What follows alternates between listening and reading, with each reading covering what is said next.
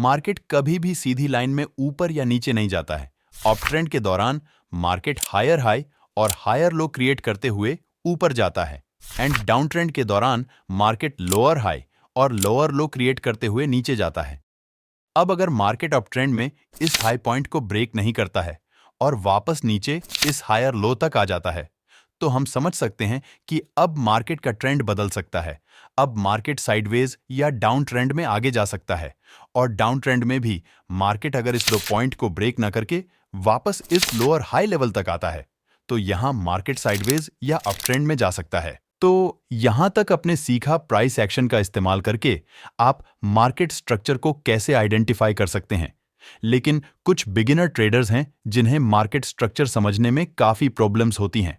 For example, यहां market higher high and higher low की formation करते हुए ऊपर की ओर जा रहा है, लेकिन अब मार्केट यहां इस हाई लेवल को ब्रेक करने में फेल हुआ है और नीचे आकर इस हायर लो को ब्रेक किया है, जो हमें यहां एक ट्रेंड रिवर्सल का सिग्नल देता है। और बिगिनर ट्रेडर्स यहां पुट एंट्री प्लान करते हैं, लेकिन मार्केट यहां इस लेवल पर सपोर्ट लेकर वापस अपने ट्रेंड को कंटिन्यू करता है। लेकिन हमारे मार्केट स्ट्रक्चर को देखने के अनुसार यहां मार्केट ट्रेंड रिवर्स होने वाला था, तो मार्केट ने अपने ट्रेंड को कंटिन्यू क्यों किया है? क्या हमने मार्केट स्ट्रक्चर को समझने में कोई गलती की है या फिर यहां मार्केट स्ट्रक्चर फेल हो गया है? तो इसका आंसर है कि यहां मार्केट स्ट्रक्चर फेल नहीं हुआ है, हमने मार्केट स्ट्रक्चर को समझने में गलती की है। तो इस वीडियो में आप इसे ही डिटेल में समझने वाले हैं, जिसे समझने के बाद आपको लगेगा कि आप यहां पुट साइड की एंट्री नहीं बल्कि कॉल साइड की एंट्री प्लान कर सकते थे। तो जैसा कि हमें पता है कि मार्केट कभी भी एक सीधी लाइन की तरह आगे नहीं बढ़ता है।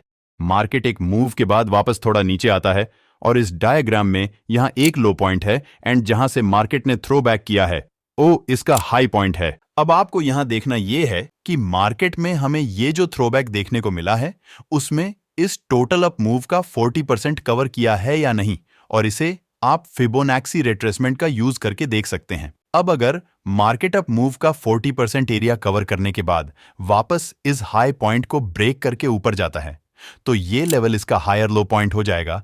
उसके बाद अगर मार्केट किसी लेवल से वापस नीचे आता है और रीसेंट अप मूव का 40% एरिया कवर कर लेता है, तो यहां एक नया हायर हाई बन जाएगा। अब यहां एक नया हायर लो और नया हायर हाई बन चुका है। अब नेक्स्ट स्ट्रक्चर बनने के लिए मार्केट को इन दोनों लेवल्स में से किसी को ब्रेक करना होगा, लेकिन मार्केट यहां इन दोनों लेवल्स के बीच इस तरह का स्ट्रक्चर बनाकर इस हाई लेवल को ब्रेक करके ऊपर चला जाता है। तो यहां इस स्ट्रक्चर में ये एक नया हायर लो पॉइंट है, और अगर उसके बाद फिर से market total recent up move का 40% से नीचे आ जाता है, तो ये एक नया हाई बन जाएगा। अब यहां फिर से एक नया हाई और नया लो बन गया है। अब मार्केट अगर फिर से इस हाई को ब्रेक करके ऊपर चला जाता है, तो ये एक नया हायर लो बन जाएगा। लेकिन अब मार्केट इस अप मूव के 40% एरिया के नीचे नहीं आता है और इस एरिया में साइडवेज मूव कर रहा है। अब अगर मार्केट इस लेवल को ब्रेक भी करता है, तो भी यहां कोई नया हायर लो नहीं माना जाएगा। फॉर एग्जाम्पल, यहां मार्केट इस लेवल पर एक थ्रोबैक देखने को मिला है, लेकिन मार्केट यहां अपने रीसेंट अप मूव के 40% एरिया के नीचे नहीं आया है और वापस अपने ट्रेंड को कंटिन्यू किया है। इसलिए यहां हमें कोई भी नया स्ट्रक्चर देखने को नहीं मिला है, और इस तरह के स्ट्रक्चर में हमें गलती से भी कभी पुट साइड की एंट्री प्लान नहीं करना चाहिए, क्योंकि इस तरह का स्ट्रक्चर हमें मार्केट में सेलर्स की वीकनेस को दिखाता है। अब जब भी मार्केट इस रीसेंट अपमूव के 40% एरिया के नीचे आता है, तो यहां एक नया हायर हाई बन जाएगा। अब अगर मार्केट इन्हीं दो लेवल्स के बीच मूव करते हुए आगे की ओर बढ़ता रहे, तो इसे हम अपर ट्रेंड में साइडवेज ट्रेंड कहते हैं। और अगर आप अभी बिगिनर ट्रेडर हैं, तो आपको यहां कोई भी एंट्री लेने से बचना चाहिए। और अब अगर मार्केट वापस इस हायर हाई को ब्रेक करके ऊपर जाता है, तो ये लेवल एक नया हायर लो पॉइंट बन जाएगा। अब अगर मार्केट यहां फिर से इस अपमूव के 40% एरिया के नीचे आता है, तो यहां एक नया हायर हाई बन जाएगा। लेकिन अब मार्केट यहां नीचे आकर इस प्रीवियस हायर लो को ब्रेक करके नीचे आ जाता है, जिससे हम समझ सकते हैं कि मार्केट यहां अप ट्रेंड से रिवर्स होकर डाउन ट्रेंड में जा सकता है। अब मार्केट अगर इस टोटल डाउन मूव का 40% एरिया कवर कर लेता है, तो यहां मार्केट स्ट्रक्चर का एक नया लो बन जाता है।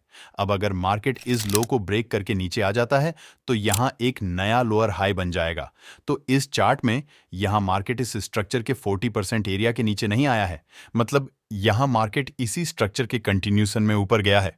और इसके बाद मार्केट में वापस इस लेवल पर आकर एक स्ट्रॉन्ग बेरिश कैंडलस्टिक फॉर्म होती है, जिसे देखकर यहां कुछ बिगिनर ट्रेडर्स पुट एंट्री ले लेते हैं। लेकिन मार्केट यहां अभी इस स्ट्रक्चर के 40% एरिया के नीचे नहीं आया है, इसलिए अभी भी मार्केट के यहां अप ट्रेंड में रहने की संभावना बहुत अधिक है। और उसके बाद यहां मार्केट इस स्ट्रक्चर के 40% एरिया के नीचे आकर वापस अप ट्रेंड को कंटिन्यू कर रहा है, इसलिए आप यहां पुट एंट्री नहीं बल्कि कॉल एंट्री प्लान कर सकते हैं। तो इस वीडियो में इतना ही। मिलते हैं अगली वीडियो में किसी एडवांस टॉपिक के साथ। अधिक जानकारी के लिए प्रोफाइल पर जाएं। धन्यवाद।